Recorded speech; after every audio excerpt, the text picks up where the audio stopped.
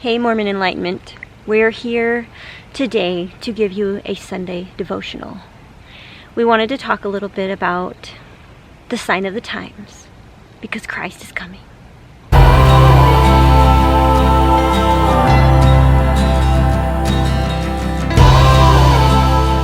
We wanted to talk a little bit about some ways you can maybe have more of a positive outlook on what's going on right now and not be so triggered by a lot of what's being posted on social media by Mormons and their whole outlook on this coronavirus stuff. So Sean, did you have any thoughts in particular? How are you staying in a good mindset where it doesn't seem like you're being triggered by any of the things that the Mormons are saying right now? I just got it. My mom texted me and said that it's a sign of the times, and Mormons are posting about a lot of different things, with the Moroni's trumpet falling from the temple and where all the money's going.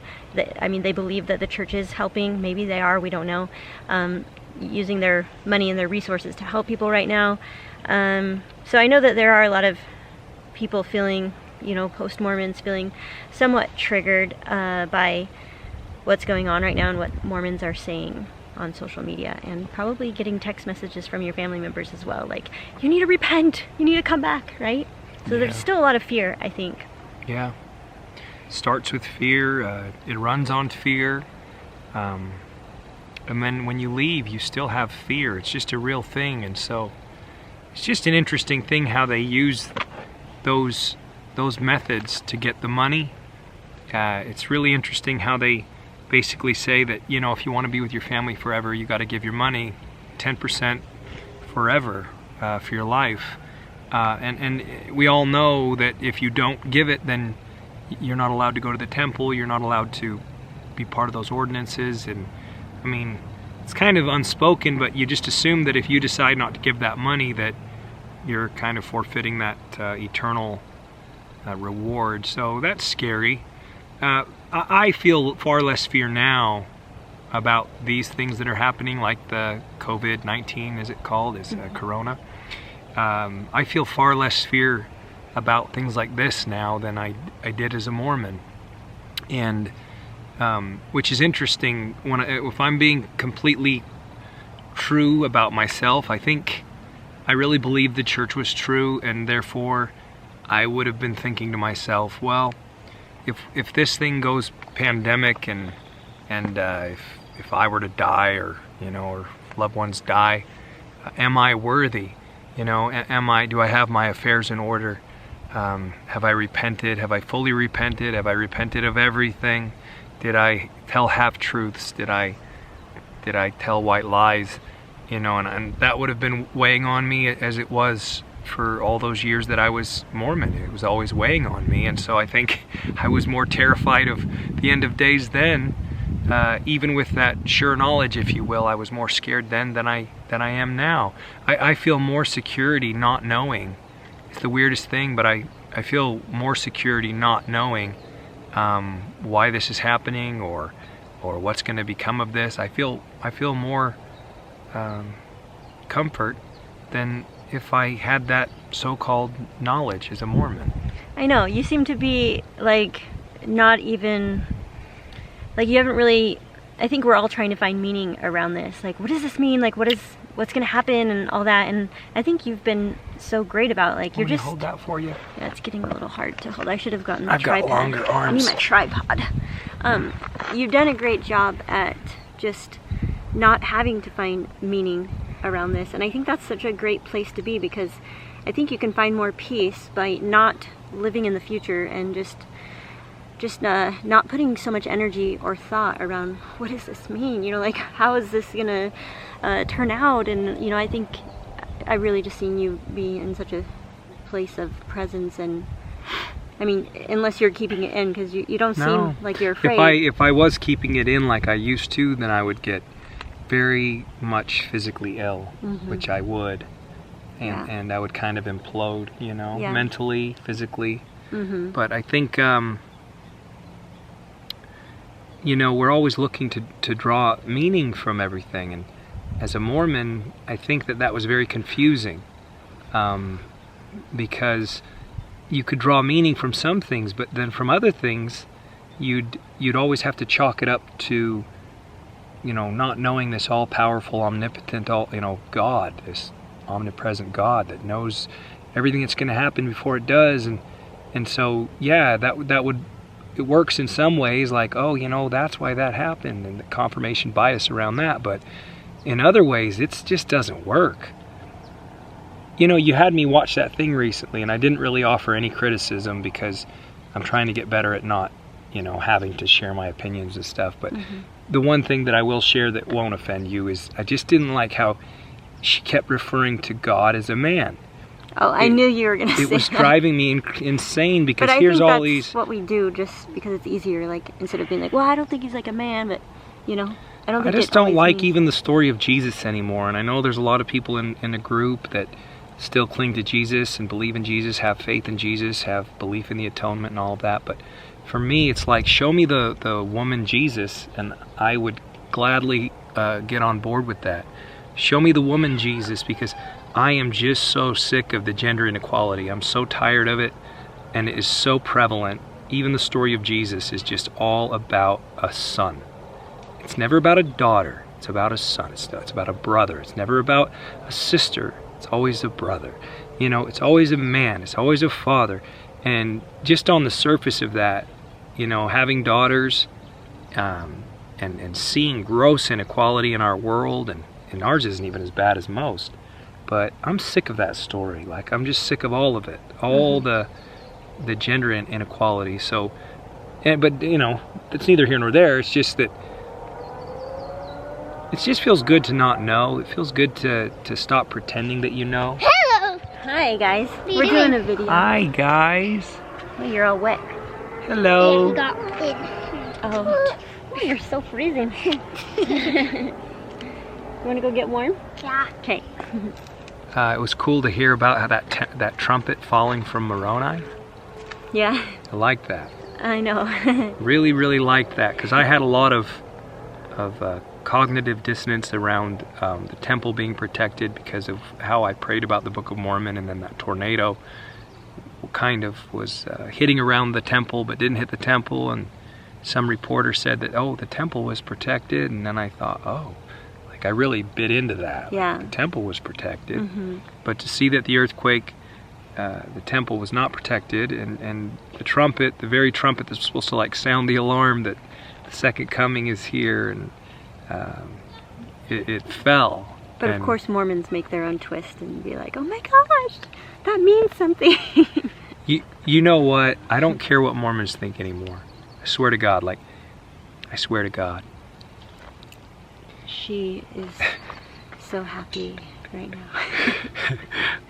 I don't care what Mormons think anymore. I just don't. I don't care if they think that Joseph Smith was a genius. I don't care if they think that President Nelson's a genius.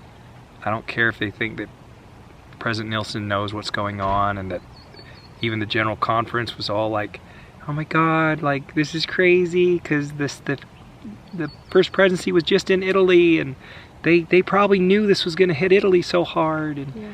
I don't care anymore. You know, I love, I keep telling you how much I loved what you said last night to your dad, because he's like, you know, the coronavirus is always the topic of conversation with your dad, but my dad is like, if you could call him Mormon, but I think he actually subscribes to the religion of Fox News. Yeah. Yeah, he's even said that they always tell the truth, Fox News. So they've got him convinced that only Fox News tells the truth. But anyway, Sean was saying, you know, I really think that maybe we all had the coronavirus because we all got sick like in the fall.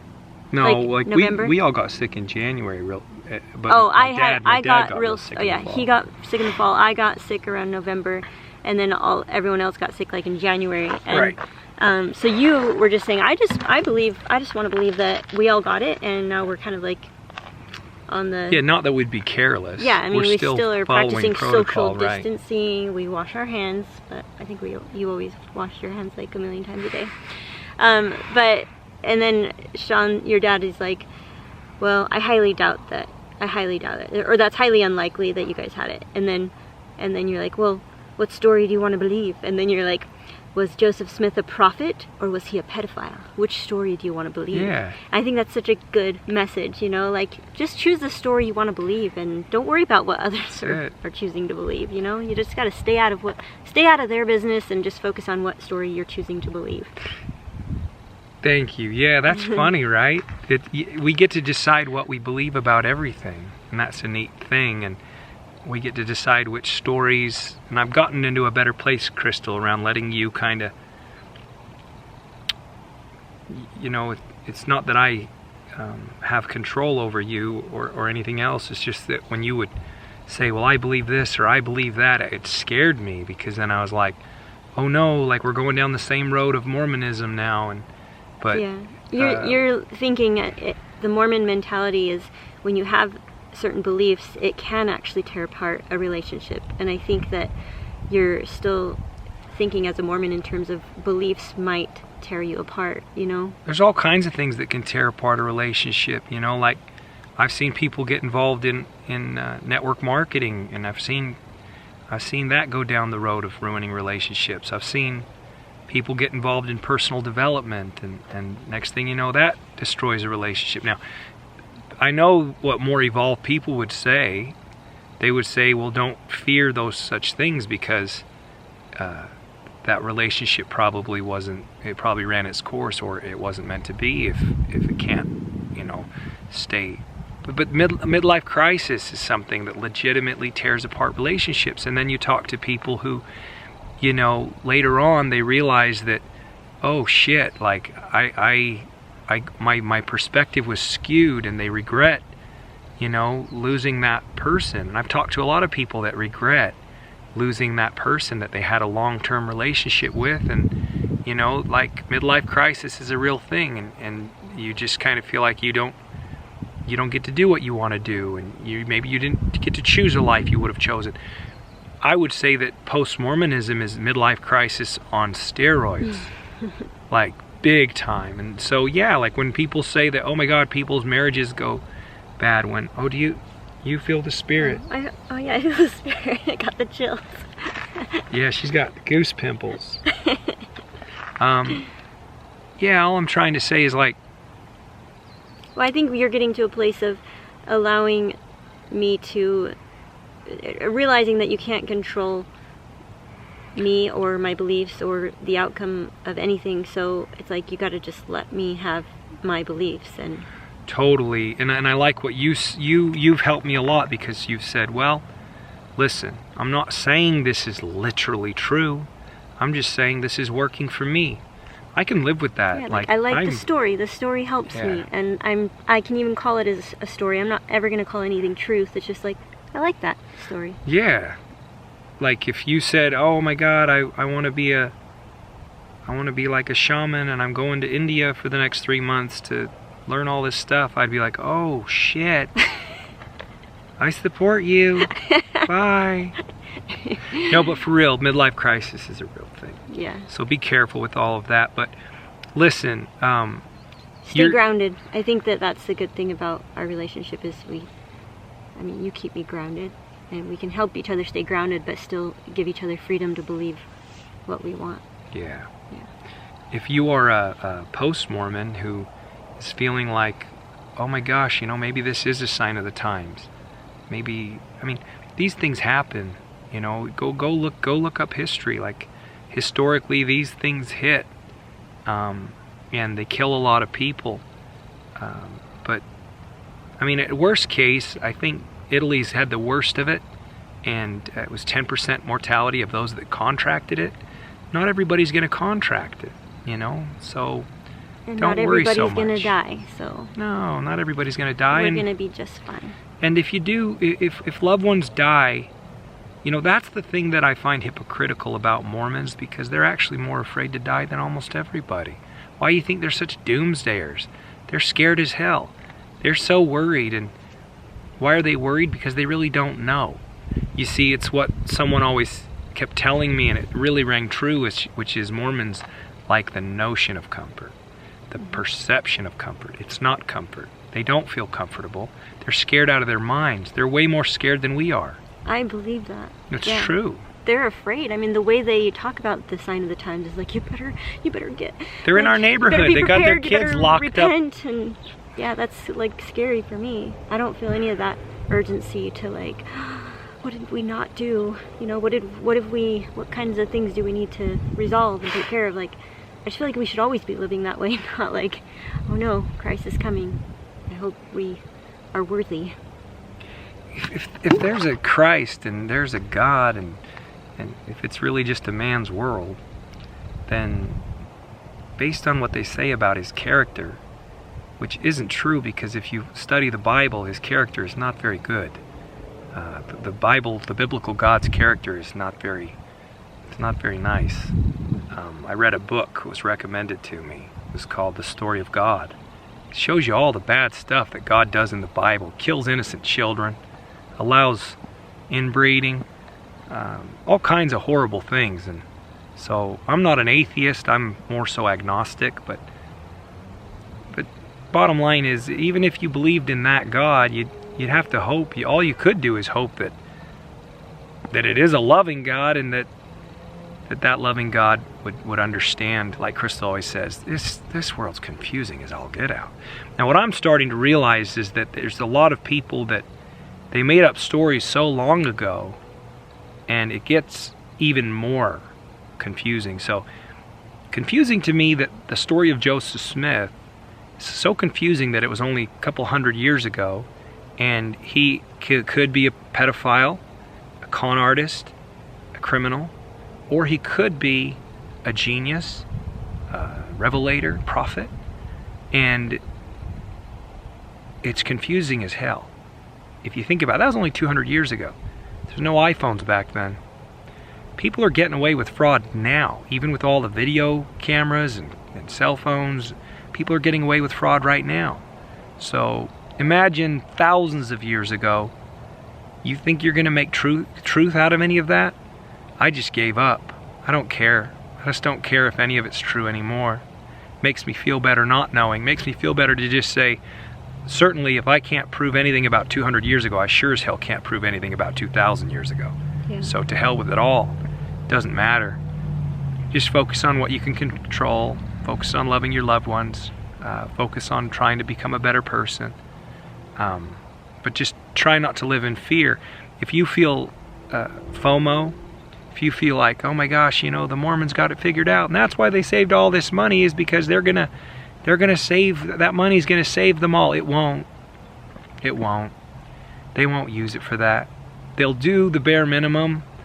If anything, they'll do more than they have, just because they have to, because if people like all of us are requiring more transparency and honesty, and we're kind of requiring that they do some good with the money. So you'll see them do more, and the Mormons will all say, see, we told you, we're so good, that's what the money's for. But in reality, historically, they just hoard. They're just going to keep hoarding. It's for the people at the top. That's the example that they're setting. Like, right now, like, you should be hoarding. Like, I don't think that's going to help anybody if we all choose to hoard. And like the toilet paper crisis, you know, let's stop hoarding. There's enough for everybody. Have more of an abundance mentality and stop hoarding. Crystal's like so good about stuff though, because she's like, oh, like even if she isn't really worried about it, she's like, oh, like we're supposed to not use a lot of toilet paper, so like she's been wiping with socks. Yeah, it's true. Hey, you gotta be resourceful. I mean. No, she's literally been wiping with socks. It's a little strange. But you gotta. Only number one though, not number two. I use toilet paper for that. Or we have a bidet, so. The garments. She's been using garments. The garments for that too. But anyway, guys, I hope you're okay. We hope you're well. We hope you're not scared. And you know, imagine you were never born Mormon. Imagine you were never born any religion. No religion's gonna take care of you. There's no God to take care of you. There's no Jesus to take care of you. Guess what? It's okay. We're here. Somehow we got here. Somehow our ancestors lived through hell and persevered, and we're all here.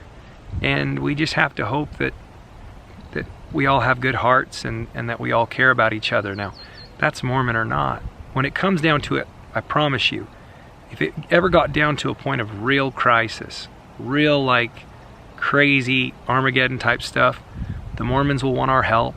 We'll want theirs. It won't have anything to do. Religion will be the last thing any of us will be talking about. It's all scare tactics. Yeah. So just know that I've had Mormons reach out to me and ask me how I'm doing. These particular Mormons, I think they're doing it to try to show me that they're good people. Like, I'm not just I'm a good Christian, you know, or they're doing it because they like me, you know. And you know, it's not my job to judge that. Like, I don't know the reason they're doing it, but I've had a couple reach out to me and ask how I'm doing and if I need anything. You know, one of them I think is a fake ass Mormon. The other one I think is a good Mormon. So it doesn't really matter though. Don't you believe that if it really came down to a legitimate crisis, you know, it's like the guys in the NFL. They all act like they hate each other, but when the season isn't going and they're not trying to win and beat each other, they're all cool to each other and they're all nice to each other and they go out to eat and they go, you know, it's just silly that. So stop worrying about Mormons. I guess that's what I'm trying to say. Like, who cares what they're doing? Who cares what they're saying? Find better things to put your energy towards. Yeah, because worrying about things doesn't do anything. Like, you're just causing your own suffering to be sitting there worrying about what the Mormons are thinking, worried about what might happen after we're all out of quarantine and the yeah. So I think that if we just focus on being in the present moment and maybe get off social media a little bit, don't see what those Mormons are posting, don't watch the news because that's not gonna help you so much either. Just get little bits and pieces of the essential information. That's kind of where we're operating. We're not watching the news, but we're getting what we need to know. It's enough. Watch some Tiger King. Like, wow. Yeah. If you want to be truly inspired and if you really want to, like, if you want to find your new prophet. If you want to see humanity at its finest. Yeah. And you could watch the Tiger King and you know, but I don't know if you guys have been feeling kind of different in the last few years. I feel like the need to simplify my life. I don't feel so called around money. Yeah, in business it just feels more, I feel that too. I mean, you want to make enough money to support your family, but I don't feel drawn to, you know, like make more money. I don't feel it. I don't feel the need to buy things. I don't feel the need to buy better things than my neighbor, the Joneses and all that.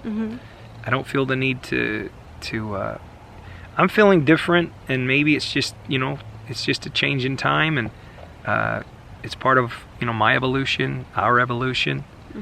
Crystal's been simplifying our life and really being minimalistic and inspiring me that way. I learn a lot through Crystal.